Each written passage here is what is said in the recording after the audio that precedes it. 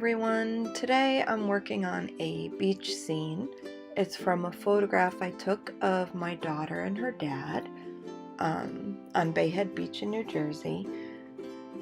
I just dressed her in a white sundress and her dad was wearing a white shirt with jeans, and I just told him to kind of walk and run and play in the surf. And I really wanted to capture the wet sand and the reflections in the wet sand because I love drawing reflections. So I'm not going to go through all the colors I used. I guess I could list them if someone really wants to know, but it was a lot of blue greens, and I was just trying to match what I had in the photograph. So something that helped me was I opened the photo I took in Photoshop and I used the eyedropper tool to suck up a color in the photo, and then it showed me a swatch of the colors I would need for the water.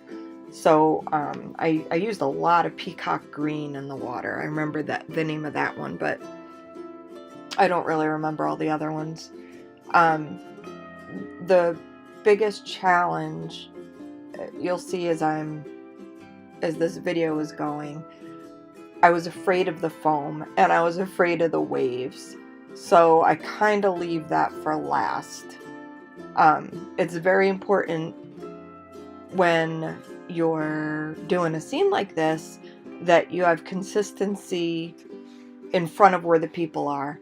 And when I would watercolor something like this, I could use a liquid masking frisket or some kind of liquid latex and paint the liquid latex over the bodies and then just brush the sand and water over the whole painting and then peel off the resist. But I couldn't do that in this case. So you'll see as I'm drawing it, I keep drawing to the left, in between them, and to the right of my daughter. I tried to go across, working left to right in horizontal lines. See how I bring that gray all the way over between them? Let me see if I'm going to do it again.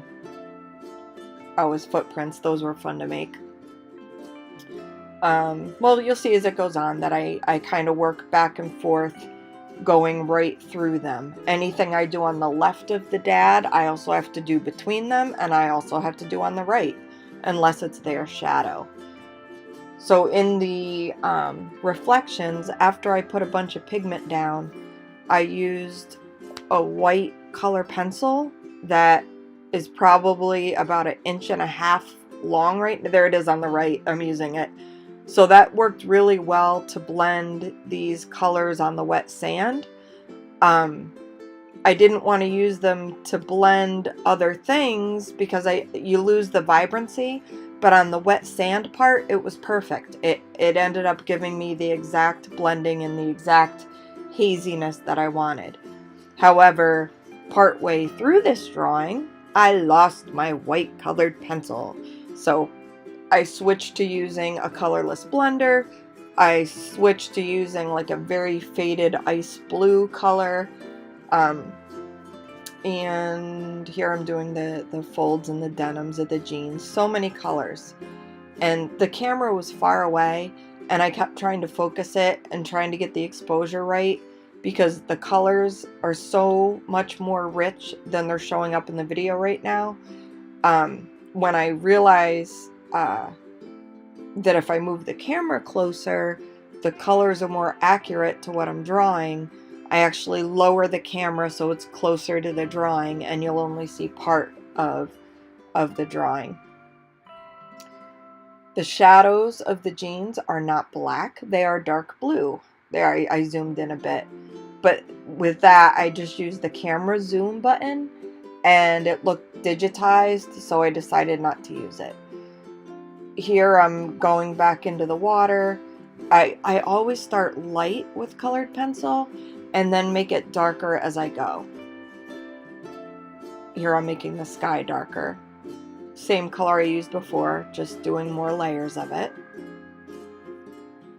But if you go too dark with the colored pencil, you can't bring it back. So I always start light and work darker. My horizon line was getting messed up, so I put a ruler down and did the horizon line again. It's easier for me to just hold the ruler and draw against the ruler than to try to use masking tape. With colored pencils anyway. Masking tape would probably work better with paintings, but with colored pencil, the ruler was awesome. I started doing the foam here. You'll see a paintbrush. I had a very large soft brush that I just used to wipe away any eraser marks or anything. Here I'm going in with a gold color for my dark sand and some grays. I was using a lot of cool grays. Prismacolor makes, these are all Prismacolor pencils I'm using, and they make a like 10% cool gray, 20% cool gray, 30%, 40% cool gray. So I was using the different levels of the cool gray. The difference between a cool gray and a warm gray is to make the color black, you would mix blue and brown. So a warmer black has more brown than blue, and a cooler black has more blue than brown. So once you add white to this, to get a cooler gray, a middle gray would be exact amounts of brown and blue and white. Throw some white in there to make it gray. And then to make this gray cooler, you would add a little bit more blue, or to make a warmer gray, you'd add a little bit more brown. So Prismacolor does that for you and already makes pencils that are cool grays and warm grays. So I used a lot of the cool grays in the reflection wet sand area, and the warmer sand, like the center bottom of the picture here, I used some of the warmer grays because that was reflective on warm sand surface, and the cool grays were reflective water reflecting the cool sky, the cool blue sky. The curl of the wave was a huge challenge.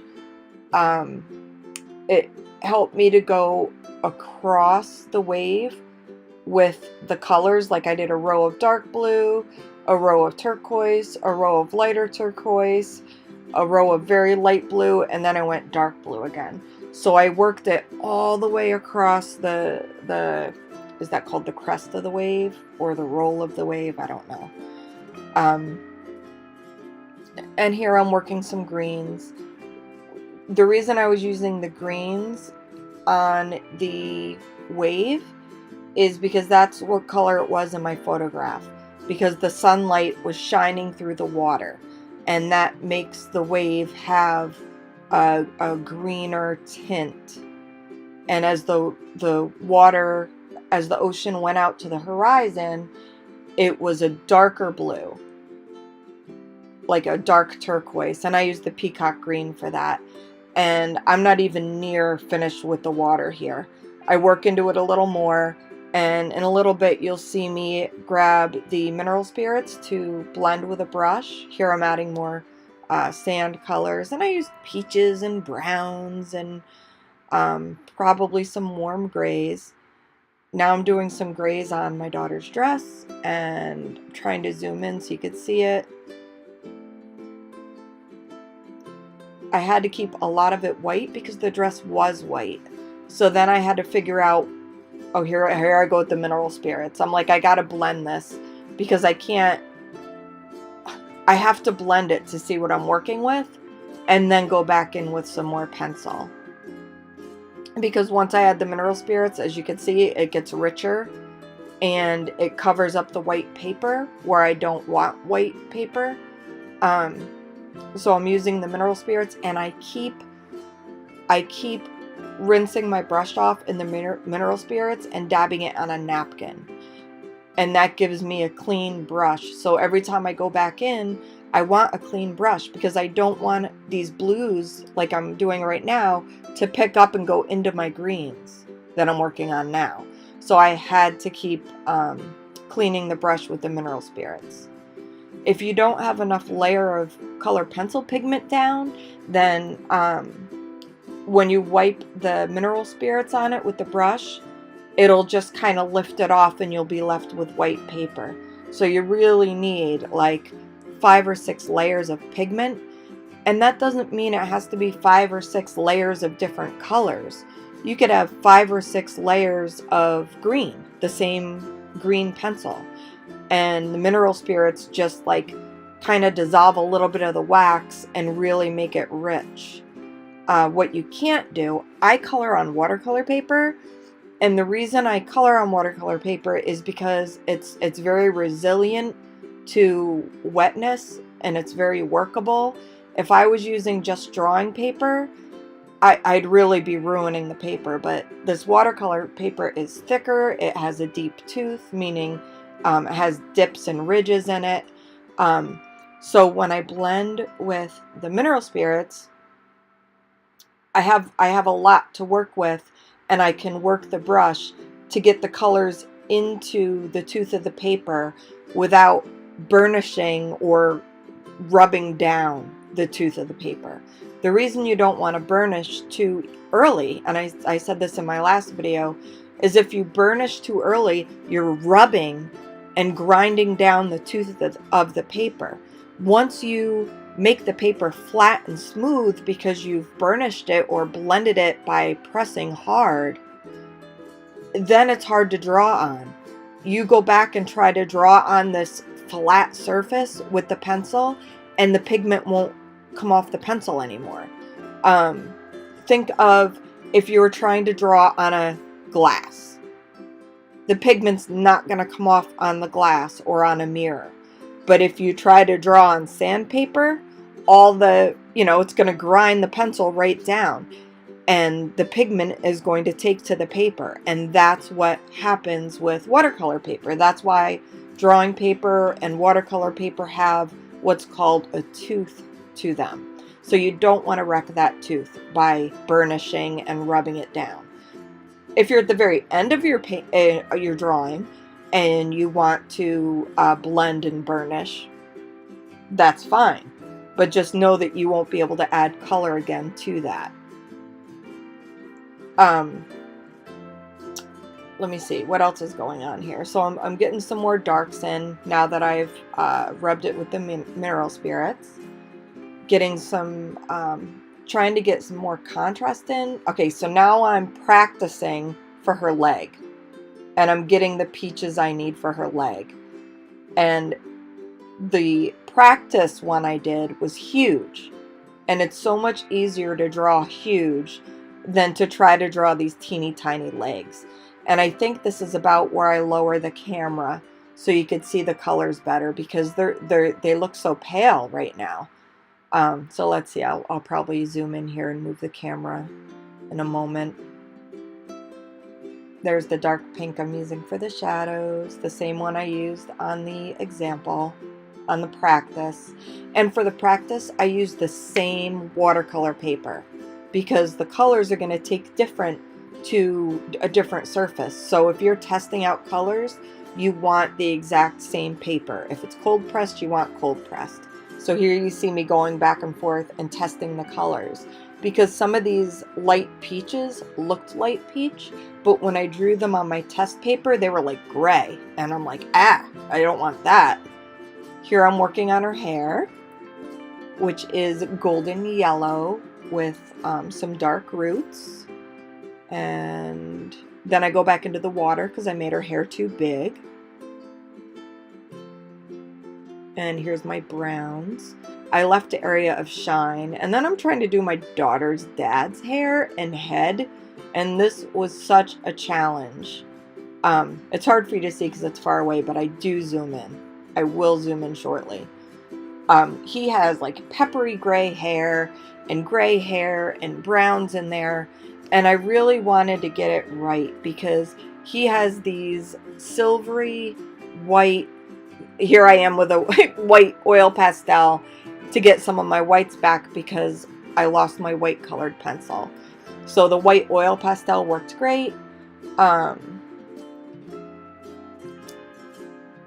I'm doing some grays in his shirt. So this is zoomed in a little on it. So you can see the colors are more real. You can see the golden colors in her hair and the browns.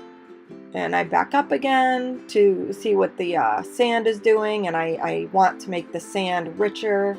So I'm adding some very warm peaches and tans. Here I'm adding blue on both sides of their bodies and on each sides of their legs. I'm putting more contrast in the denim jeans. The jeans are fun. I really love drawing fabric. Here I put a little more contrast under his foot and in the footprints. Here I'm trying to draw some pebbles. And I realize I need some more darks in the water, because I kind of had some halo going around the bodies because I didn't work my colors right against my daughter. So here I'm trying to just take a step back and see where I need to continue blues and grays through their leg area. And doing this really made their legs pop. So I'm glad I did it. That was very important. And now I'm going back in with the mineral spirits again to darken up what I did. Loving that wet sand. Look how nice the greens look in the waves. It's really those dark greens and blues contrasting against the white paper that's making the ridge of the waves pop. Hope you enjoyed this. Please subscribe for my updates and secrets of watercolor or colored pencil or whatever I'm working with that day. And I appreciate you sharing this video and subscribing to see all my future videos. Thanks.